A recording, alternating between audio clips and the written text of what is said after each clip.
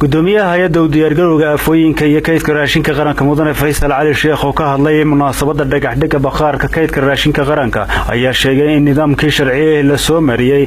kadib markii shirkadaha dhismuhu ay ku tartameen shirkadii dhismahaasi ku guuleysatayna ay maanta bilowday hawsha dhismaha bakhaarkan maanta runtii halkan waxaan u joognaa inaanu dhagax dhigno aniga iyo wasiirka wasaaradda hawlaha guud bakhaar ballaaran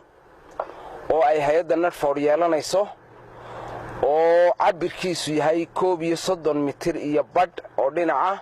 iyo 20 mitir oo dhinaca iyo dusha oo 7 mitir ayaa la dhigi doonaa bakhaarkan loogu talagalay hadii Ilaahay uu qadaro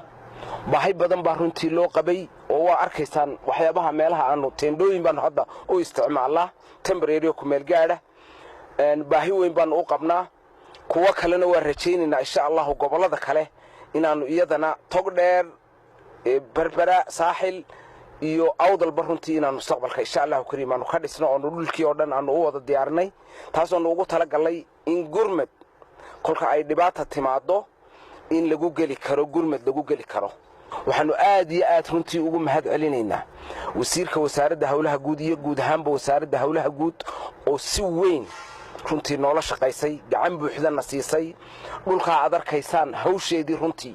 nala gashay madaxweynaha oo runtii amarka iyo hawsha lahaa injineerka shirkadda ku guuleystay qandaraaskan ayaa isaguna waxa uu ballan qaaday in dhismahana uu ku dhammayn doono waqtigii loogu talagalay wasiirka wasaaradda hawlaha guud iyo guryeynta mudane Cabdirashiid Ducaale Qambi ayaa shirkadda dhismaha ku guuleysatay kula dardaarmay in waqtigii loogu talagalay ay ku dhameeyaan hawsha dhismahan marka hore halkan waxaan uga ballan qaadinaa wixii shaqo ah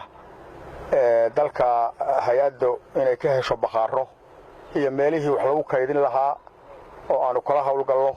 haddana aanu kala hawlgalayno waxaan halkan uga mahadnaqayaa guddiga qandaraasyada qaranka oo si gacan fudud uga shaqeeya mashaariicda dalka ee dawladdu dhisayso oo dedejiya waxaan kula dardaarmayaa hay'adda garyare inay ka soo bixi doonto hawsha si wanaagsan u dhisi doonto waxaan halkan uga mahadnaqayaa Faysal oo intii uu hadda halkan joogay dadaal badan gobolada ku maray oo kaga shaqeeyay in bakhaarada la helo insha Allah bidmillaahi kariim bakhaarada berbera waxoogaa seegseegii uu naga dhacay in badan inaanu hirgelino bakhaaradii maadaama ay meeshii wax ka soo degayeen yihiin inaanu inta ka harsan ku hawlgallo labada bakhaar ee berbera ah aan hore ugu wareejinay welina gacantooda aan soo gelin waxaanu ballan qaadanaynaa inta ka dhiman inaanu dhammaystirayno